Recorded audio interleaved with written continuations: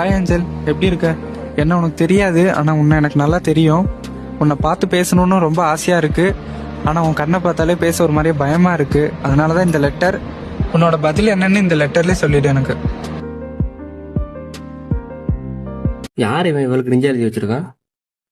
யாருன்னு தெரியுமா? சரி ஒன்று பண்ணு, இந்த லெட்டர்லேயே ரிப்ளை எடுத்து அனுப்பி விடு. அங்கேருந்து ரிப்ளை வருதான்னு பார்ப்போம்.